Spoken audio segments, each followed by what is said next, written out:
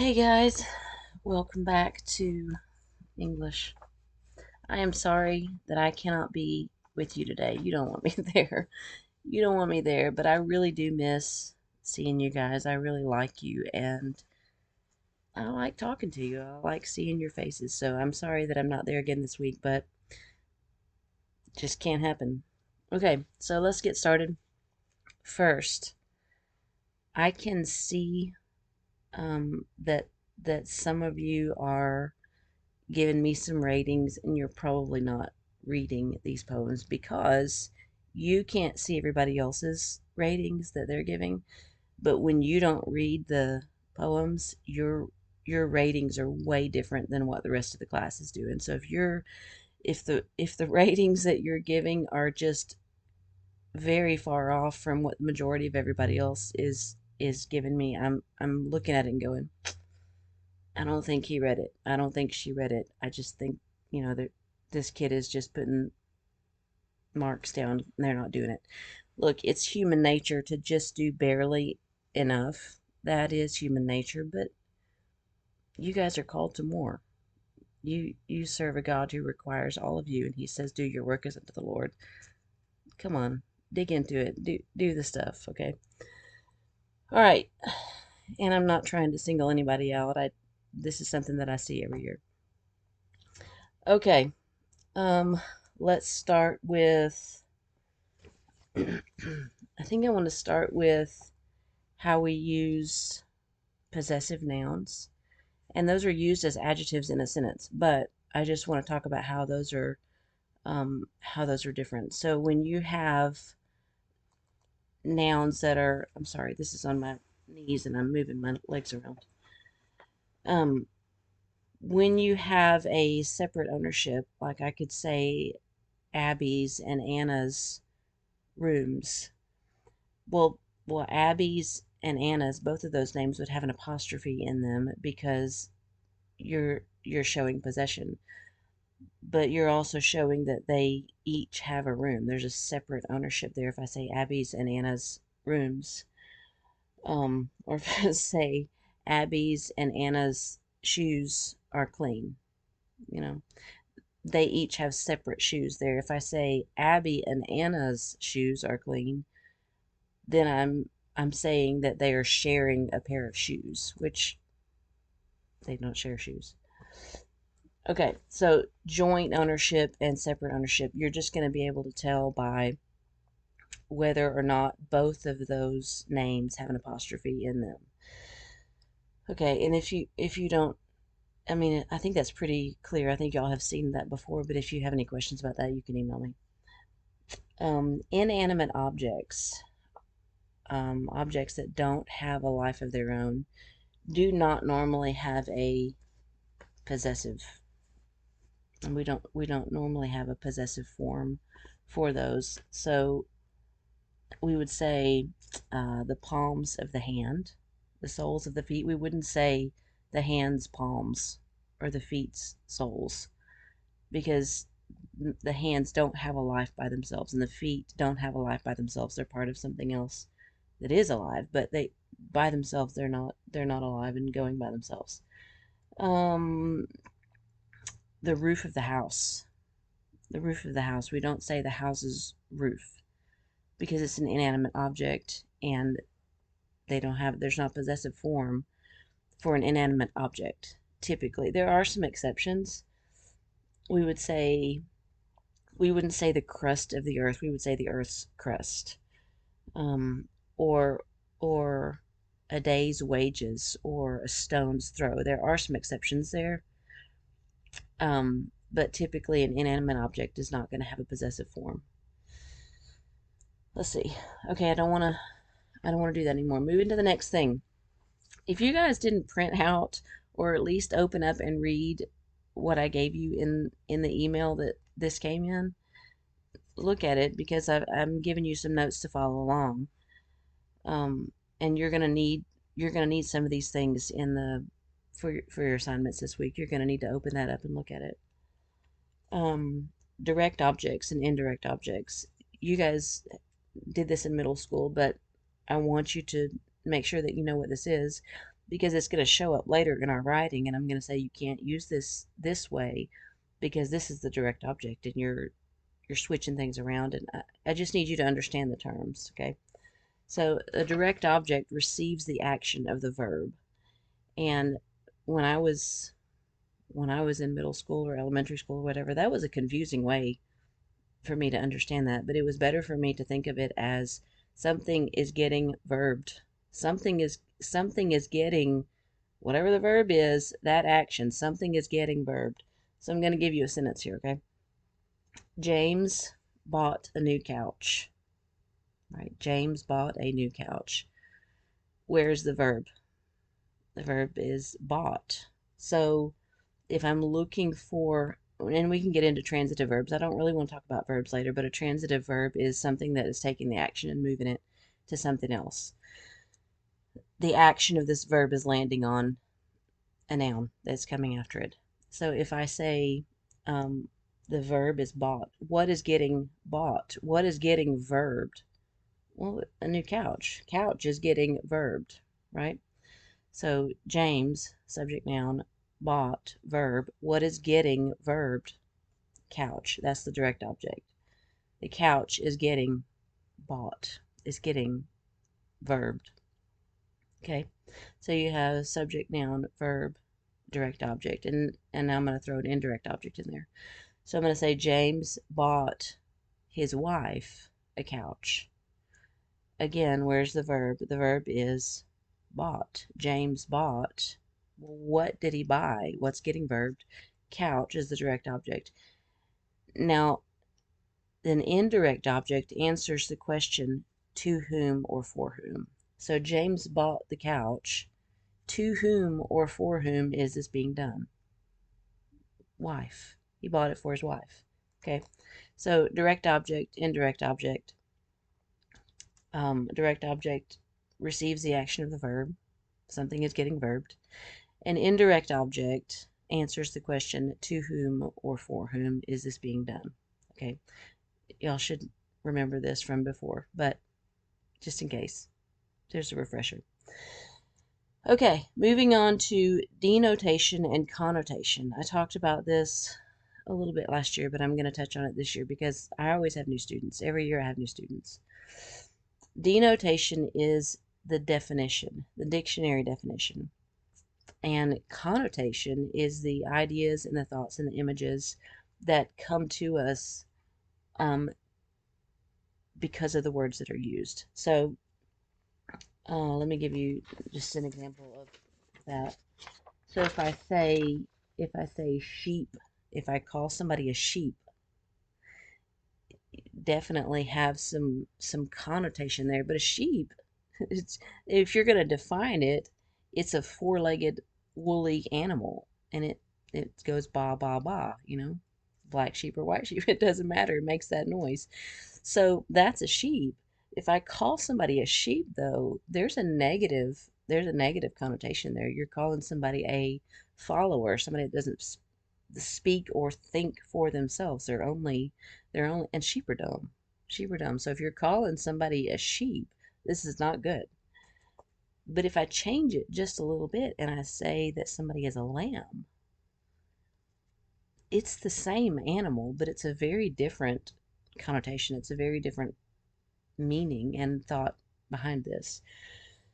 And if you think about a ram, you're not necessarily thinking about something that's dumb or something that's soft and warm and innocent. You're thinking about something that is ready to fight. This is a ram, but it's the same animal. Another one, if I say dog, you immediately might have a certain image of dog in your head, but then I can give you a different picture by changing the kind of dog. So if I say Chihuahua, then you might have a picture of this growly, snippy thing that's missing some teeth as it gets older and bites your grandma if she gets close and just yips and yaps and is annoying. And then you have golden retriever. Everybody loves golden retrievers. They're fun and they're playful and great family dogs. And then if you think of a Doberman, a Doberman is, you don't think of that as soft and cuddly. This is aggressive, this is protective. And so you can, even though it's all a dog, they're all dogs. They're all dogs, but if you can change the picture just slightly by which kind you're talking about. Okay. Uh different words have, they can have different connotations, different. Okay. Another one. Another one. I can say fish.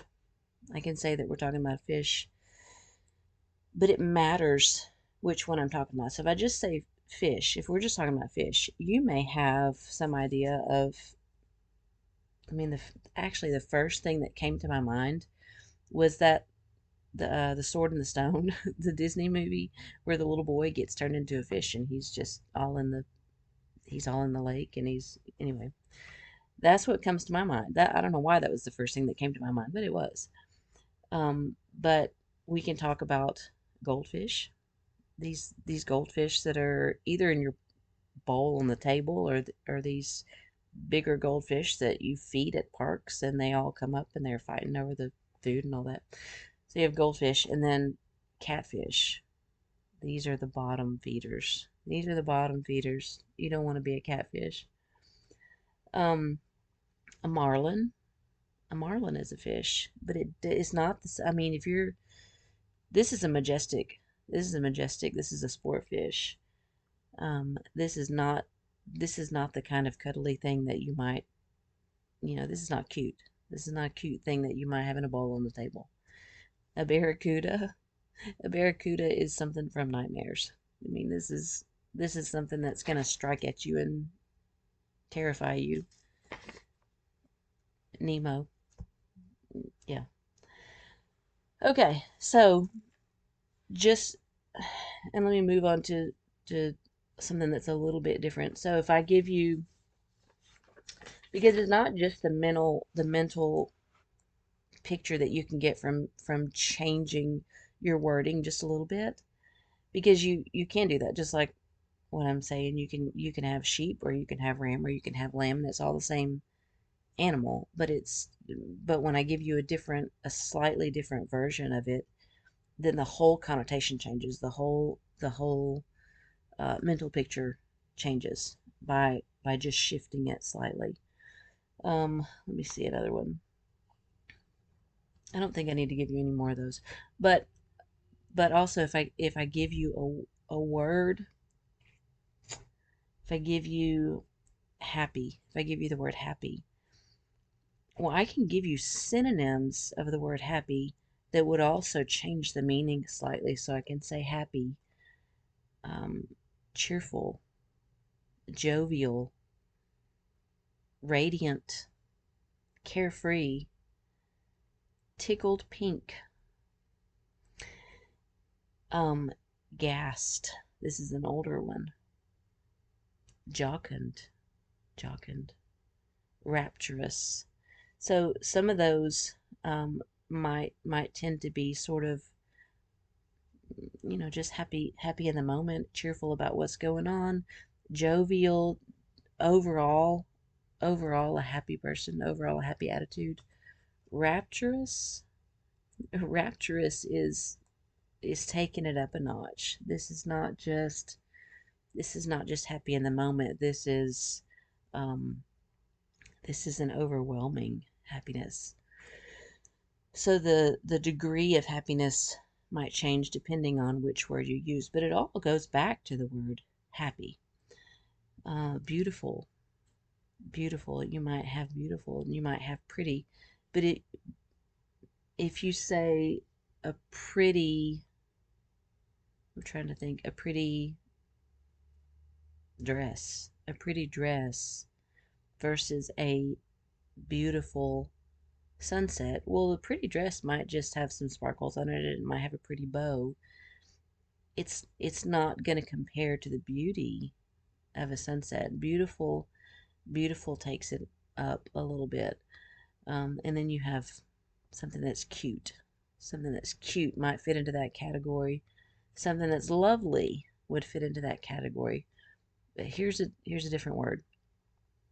Pulchritudinous. Pulchritudinous means beautiful, but it doesn't sound beautiful. It doesn't sound beautiful. So actually the letters that you use, and I talked about this a little bit last week, the letters that are chosen to make the word will affect the feel of the word. It'll affect the way it sounds coming out. It'll affect the way the hearer hears it. So pulchritudinous, although it means beautiful, it doesn't sound beautiful. You wouldn't want to call somebody pulchritudinous, I don't think, unless you told them ahead of time what you were doing. All right, so some phrases, some words will sound good to the ear because of the letters that are chosen. Okay, because of the way that it comes out of your mouth. Some things sound better and we sort of attach to those and we grip onto them. Let me see what's next. Where am I in my time? All right. So let me talk about, again, this video is not going to be an hour long because I'm not there with you and it's just not going to be that long. Okay, I want to talk about what I'm going to have you do this time, your assignments. So if you have printed those out, you can look at it. I'm going to give you reading assignments like I always do. Some of you guys, the question that I asked about the last one, I wanted you to look these up and what do you, based on what you read, what does this author think about God? What does he think about the world? What does he think about right and wrong? What does he think about the way that people should relate to each other? Because, okay, when we first started out in the colonial time period, these writers were mostly Puritan, they were mostly Calvinist. They were talking about God because the whole culture was Christian. Everything was coming out. All of that was coming out in their writings and in their teachings and in the way that they lived their lives and their buildings and their work and all of that. So the further you go along, you're not necessarily going to see them say anything about God. And so when I asked you, what does this person think? What does this writer, what do you think that he is saying about God or about the world? As we go along, you may not hear them use the word God at all. And I'm not asking you what are they saying about God himself just in their words of the poem. That's not what I mean. In their writing, a lot of times you can tell what their perspective is, and that's what I'm asking you. What do you think based on the things that you did read? What would you assume is their belief about God, about what he requires of them, about what he requires of the world, about the way that we should live with each other? What is based on what this writer is saying, what do you think he actually believes? Does this writer believe that God requires anything of him? Does this writer believe that um, God has any say in her life? That's the kind of thing that I'm asking you. The word God may not show up in the poem, but that doesn't mean that their beliefs about God are not affecting their writing. That's what I'm asking you to look for, okay? So this week I'm going to have you do blank verse. And some of you guys absolutely hate writing poems that don't rhyme, but this is not one that rhymes. A blank verse is iambic pentameter, so it's ba-bum, ba-bum, ba-bum, ba-bum, ba-bum. No rhymes. But I always give you a little bit of wiggle room with the blank verse. And now I don't want you wiggling so much that you're flopping like a fish. I don't want that. But I'm going to give you a little bit of a loose, I'm going to give you some extra leash here. It doesn't, here's what I need. Here's what I need. I want to be able to see a pattern of syllables in your writing. And so it's okay with me if you stray away from the iambic pentameter. That's okay with me. I don't want this to rhyme. This doesn't need to rhyme, but I need to, and I gave you some examples here.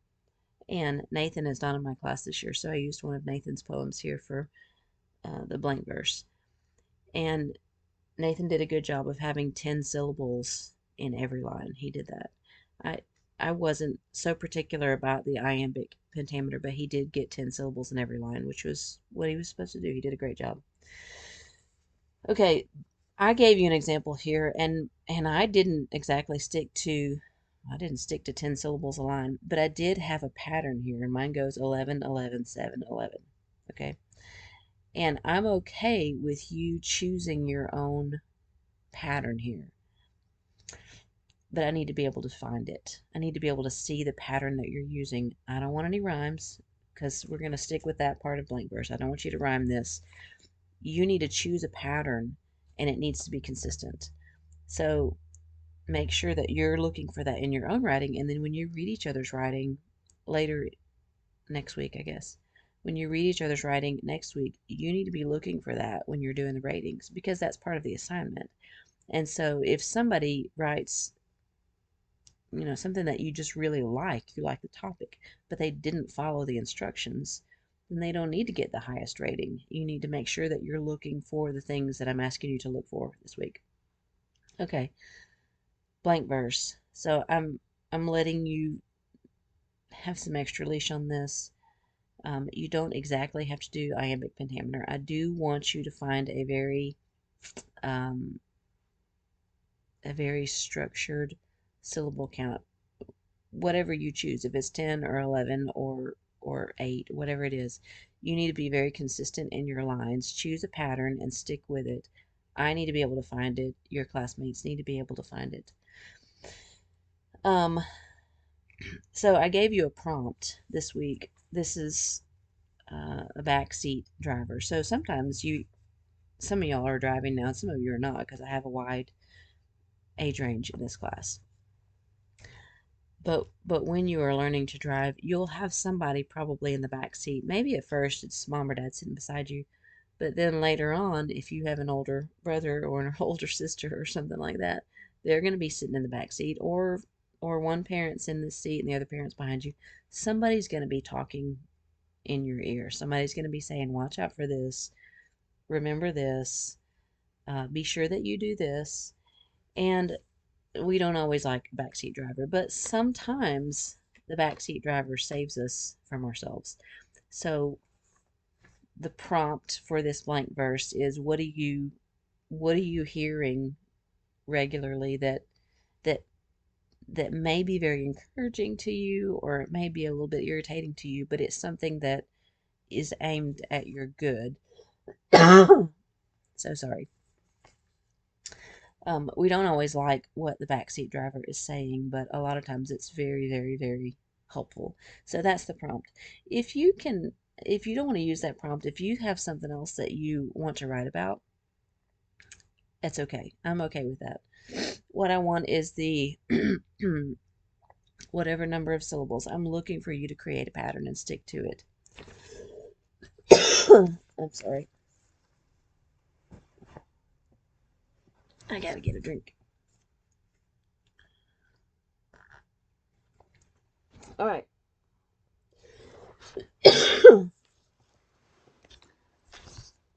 Next thing.